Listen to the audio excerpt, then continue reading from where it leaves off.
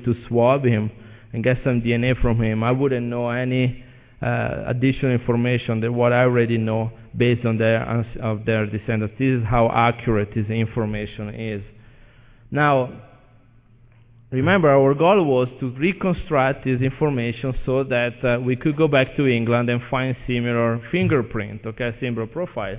However, as I was going around and meeting with different Smith family members, kind of the thing became a little bit popular, and we learned that this marker that we have reconstructed, this profile, could not only be used to learn something about his ancestry, but perhaps be used also to learn something about his posterity, which wasn't what we were originally thinking. And this is one of the many statements that we have about, if Joseph Smith practiced polygamy to pretty good extent in Nauvoo, where are his children from this relationship? If he was married to this other woman, we know all the children from the relationship with Emma, or where are the one with the other woman? And there are several statements that are floating around that have been recorded even several years after Joseph Smith death, that he did have some children, possibly, and we just didn't know where they were. And so this is kind of like, I call it a provisional list. The reason I call it a provisional list is that about every other month I get a phone call or an email or somebody that say, I'm Joseph Smith descendant through so-and-so, so this list keeps adding new name. Now, I also refer to this list as I had somebody writing me last week and say, why do you think, for example, George Lightner was one of Joseph Smith's children? I don't think so. I don't, and then all I have to say is that, as long as that has been published somewhere in a book, in a journal, or there is some sort of reliable record out there, that becomes a resource, that becomes a reference that can create confusion about somebody's paternity. All of these cases, I have at least some sort of documented evidence, either, again, a family rumor that has been perpetuated, or a book entry or something that said that so-and-so could be a child of Joseph Smith. In this particular presentation and up to date, I've been able to study the 5 individuals you see underlined here, and that have been recorded as possible children of Joseph Smith, and learn something about their true paternity. So we start with Moroni and Llewellyn Pratt, and this has been recorded in Von Brody's book, No Man Knows My History, and I'm not here to try to make history right. Somebody just write it wrong is wrong to start with, but we can definitely learn something about what really happened in the past. And Von Brody speculates that Moroni Pratt is Joseph Smith's son based on a number of her assumptions. And the way that it started is that I received a phone call from a Moroni Pratt descendant, and this individual told me, I believe I'm Joseph Smith descendant, my name is so-and-so Pratt. I kind of paused a little bit on the phone. I was like, how can you believe that? You're a Pratt, it's a Smith. I should tell you right there, But I wasn't familiar with the entry in the Von Brody book, and this is kind of one of the things I learned to do, because people are coming forth and asking this question. The first things I ask them is, when was this alleged child born? Like in this case, we have December 7, 1844. I don't need to talk about bees and flowers and things like that.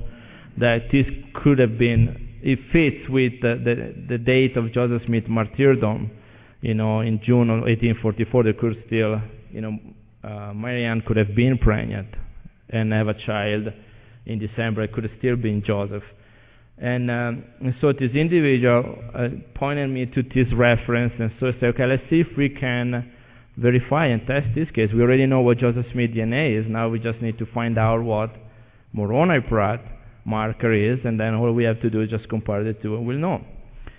So we tested the DNA of this particular individual and asked his help to help us identify another descendant of Moroni Pratt, so that we would have at least 2 lines that would go back to Moroni-Pratt as the most recent common ancestor. Again, we're trying to avoid the milkman syndrome here, right? We're trying to know for sure if we only test one line, I'm testing this person's DNA, but if something happened at any of this generation, you understand that although this person believed to be a descendant of Moroni, the DNA would be different. So, but testing two lines, we have eliminated that possibility. And so we had now these two individuals whose DNA is identical to these two living descendants. So now we know for sure, without testing Moroni-Pratt DNA, what Moroni DNA look like.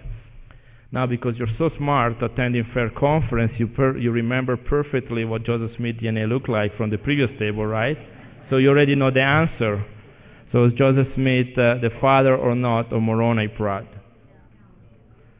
Okay, so this is the comparison. Now, you notice there are several numbers that are the same, but there are quite a bit that are different. Now, geneticists have been able to do a number of tests, and this is all based on statistics, of course, but they tested a number of father and son pairs, and see the Y chromosome, this marker, is passed from father to son, is passed almost unchanged, but occasionally there are random mutations that kick in, and geneticists, based on these father and son pairs that they tested, thousands of them, have been able to essentially estimate how often, on average, this mutation take place, and they came to a conclusion that basically is about one mutation every 7 generations. Okay, and we leave it to these very general terms. And so if you look at the number of generations between the two profiles of Moroni-Pratt and Joseph Smith, and you calculate that each one could have taken place every 7 generations, you see how we missed the mark of Joseph Smith and Moroni time of being around. That goes, almost 1,000 years ago, way before. That's when maybe the two paternal lineages came together. So basically what it says to us that Joseph Smith was not the father of Moroni-Pratt. That leaves the question, well, are we sure then that Parley P. Pratt is the father? So, since there is the thing, we're ready. The reason I wanted to do this is actually in order to find the second Moroni-Pratt descendant, I went through the BYU phone directory, figuring that, where would you find a lot of Pratt descendants, okay? BYU, right? And start calling up, and it's one of the most interesting things. I call up somebody that doesn't even know you, and you hear this funny accent on the other side, and you're asking for some DNA. But I guess I'm a good salesman because I did get what I needed. And in this case, we have Pratt descending from additional wife of Parley. So now, in addition to the two Moroni-Pratt descendants, I have two additional lineages whose paternal lineage ties back into Moroni-Pratt.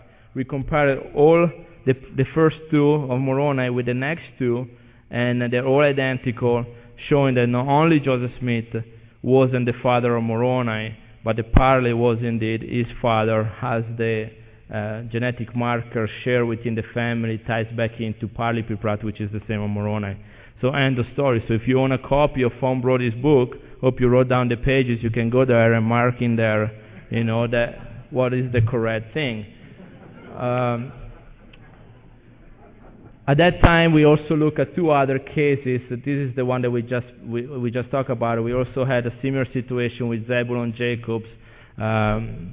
Richard Van Wagner mentioned him as being a possible child, and in his Mormon polygamy, and also there was this individual descendant of a Horizon Smith, and who claimed that he was Horizon Smith was a son of Fanny Alger.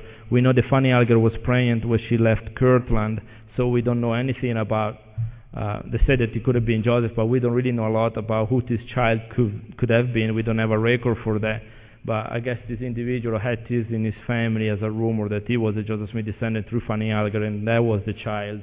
So we have this name and tested him as well. So anyway, in any cases, you see three distinctive paternal lineages who do not share anything, well, who are not related with Joseph Smith paternal lineage. So we eliminated three of these cases.